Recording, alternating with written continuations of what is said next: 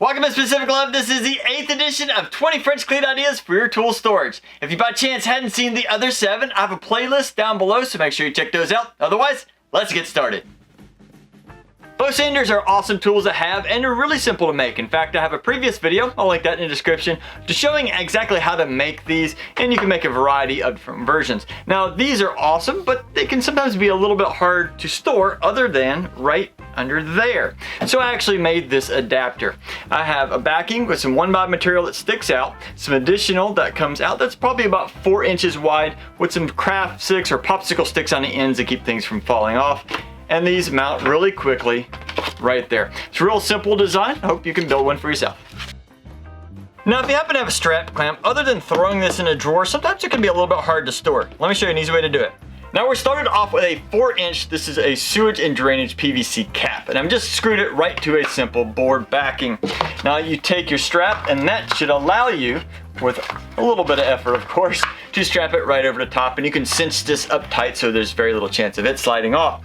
Now, I've added 4 little pegs in the center here because it comes with these little adapters when you're trying to strap together something that's square, and these will fit right over all these pegs.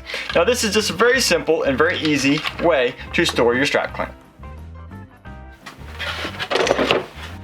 Now, I built this for a previous French cleat video. It's a great way to hold your hand planes, but it is a little bit bulky for my needs. So I kind of redesigned them. Let me show you how. Now, this is a pretty simple holder. I just built it with a solid backing here, and I have some raised sides that are just wider than the width of this hand plane. Then I have a little stopper down here at the bottom and a couple pieces that keep the hand plane from falling out. And this just slides right into place, and it is in there nice and tight. The great thing about this, it is nice and compact. You can always build multiples of these, and you can glue or screw them together, and that way it takes up a lot less space than my current unit. So I think I'm really going to enjoy this. Next up is a real simple idea for your French cleats. These are already pre-made 3D printed mounts for some of your tools. For example, this right here holds a bunch of Ryobi batteries, and this one right here holds rigid drills. And you can get these in a variety of different brands, so chances are whatever brand you have, they have these. Great thing about this is you can make your own mounts for French cleats, or you can take these and attach them to any existing large tool holders that you already have. So keep these in mind. I'll put a link to these in the description below, so make sure you check them out. Now, a viewer by the name of Jody Fresnelli asked if I could find a way to store Q-tips because they make great cleaning tools. Well, let me show you what I came up with. Now, that got me thinking. With Q-tips, is a great way to store them in a little box, but sometimes, especially if it's all closed up, it'll be hard to see. So I took a piece of little polycarbonate and I cut it out just the size, and it makes a great little front, a little clear fronted box here so you can easily see what is inside. It's a great way to store some of your small little tools. Also, you may want to consider having a lid to keep the dust out. Now, a table saw is an awesome tool to have, and a miter gauge goes great with it. But in the storage unit for this particular one is way down here, almost on the floor. And that's a pain because you have to lean over, sometimes get down really low just to get your miter gauge. So instead, I created this little holder for it. Fits nicely, just like so, and you can put it up on the wall. Let me show you how I designed this. Now, this is a pretty simple setup. It's basically just a miniature shelf, a little ledge that I have cut out here in the middle. I'm just using some simple butt joints on the ends back here just to hold it together, and I just had some side bracing just to give it some additional safety and strength. Right here on the front, I have a little ledge, little lip, so that there's very little chance that this will ever actually come off on its own, and that's a great way to store your miter gauge. You ever walked in your shop, set your keys somewhere, and then you just can't find them? I got an easy way to fix that. Here's a great way to make a little key holder. These are just some golf tees. I picked some random colors to make it pop. I have it drilled at a slight angle that goes into the backing here so that the keys automatically slide to the wall, and that's a great way to do your little key holder. I recently got a bunch of super glue, and I wanted to create a little holder for it, little individual slots for each of these glues because each one's just a little bit different, and that'll allow me to keep them nice and separated. I also wanted a hole here for the accelerator spray, which I have right there, and some of the accessories, I put a little slot for them as well. This is a real simple design. This is just some plywood that I glued together, cut out with Forstner bits, and attached to the backing. Now, if by chance you have a shelf pin jig, these are great for making those little holes and little inserts so you can slide a shelf on top of it whenever you're making cabinets. These are actually really simple to store on French cleats because of the holes that are already in them. You can take advantage of those holes and you can store it horizontally or vertically. In my case, I like to do it vertically just because it seems like I have more room up on my wall. You just slide them right over some pegs that you can insert on your wood, and it's a great way to store. Now, if you like to wear hats like I do all the time, let me show you a great way to store them. Now, this is just a simple little holder to hold my caps, and I have it spaced out here just enough so you can get a hat down in there. Now, the front is cut out, and this was just a bottom of, I believe it was a paint can I used, and it works great for the front of a hat. Now, you can space these out and build these to the size that you want. You can build it real wide and have a bunch of hats going in there. It's totally up to you, but it's a great way to store your hats. Most new lights are LEDs, especially if you get the nice shop lights. I mean, these things are super light. You don't have to worry about breaking them like I just dropped it on the floor there. So if you take one of these lights and you attach it to a cleat, now you can do this a couple of different ways. You can use some 3-in tape, or maybe even take a hook and go over it, or wherever you'd like to get it stuck on there. Stick on there, and that way you can now hang it above your workbench. Wherever you like, you can lower it down and raise it up. And it's a great way just to get some extra lighting really easily.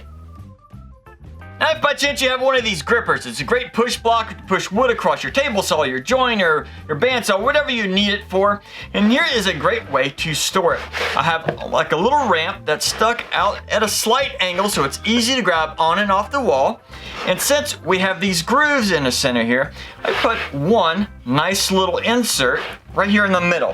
And by doing that, it allows me to have this gripper turned either way, and it's still pretty much centered on the block here. Now, I have one strip down at the bottom to keep it from sliding off, and that is just a great way to create a little French cleat holder for your gripper. Now, the company that makes the gripper also makes these awesome Dovetail Clamps that allows you to slide your clamps into the middle of your workpiece and clamp them down. To do that, they use a little 14-degree router bit.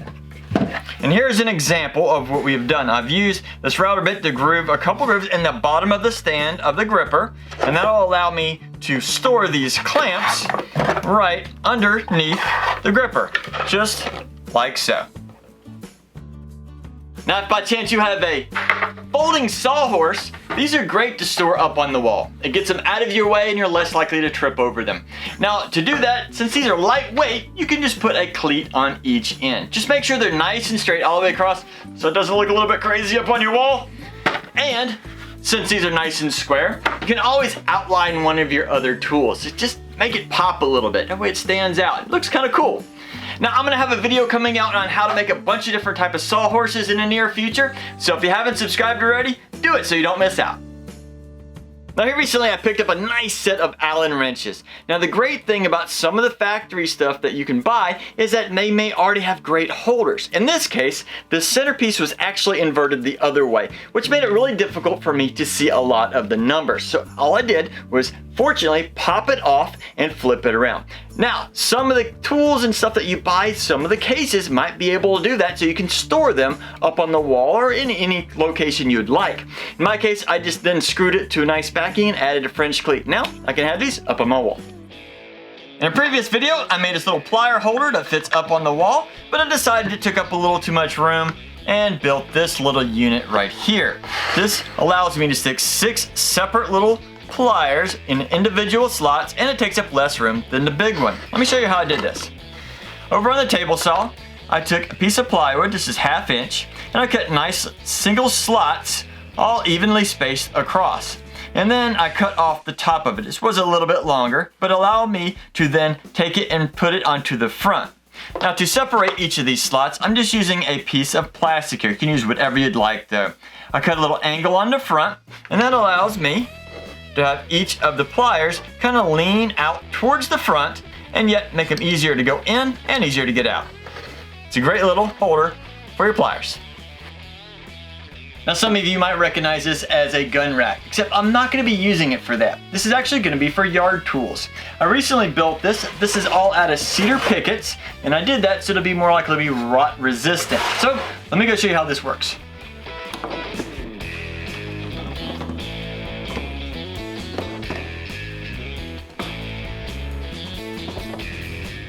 And I almost forgot, there's a little small shelf here on the bottom. You can always throw some of your garden tools there. There we go.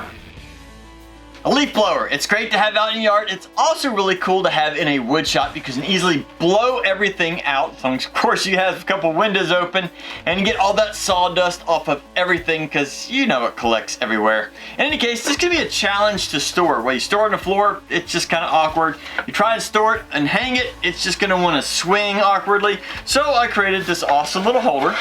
It's real simple, just a nice backboard. It's kind of in the shape of it so that I can store it right here in a vertical fashion. There's a piece of wood coming out that's been grooved a little bit for the handle, and one down here in the bottom that just keeps it from swinging. Now I keep it nice and straight up and down and store it up on my wall. A featherboard is a great tool to have, whether it's for your table saw or any of your other tools, but sometimes these can be a little bit challenging to store. Now this one just happens to have the magnetic versions, but in a lot of cases they do not. So I created this awesome little holder for it. I cut out a couple of slots and I added some plastic inserts in here so that this can now sit in place right in there. Now in my case, this does have magnets, so I add an additional magnet to this little backing, and so now when it's in place, can provide some additional assistance to keep it nice and secure. So that's a great way to make a little holder for your featherboard. And last but not least, French cleats are not only great tool holders, but you can make an awesome display mural. This is a huge flag. It's almost 4 foot by 8 foot that I made in a previous video. I'll put a link to that in the description, so make sure you check it out. Now there's 20 more French cleat ideas, and I hope I earned your subscription. If so, make sure you click that subscribe button so you don't miss out on future videos. Now if by chance you hadn't seen the other 7 in this series, I have a link in the description, so check that out as well. Otherwise, get out of your shop and have fun building.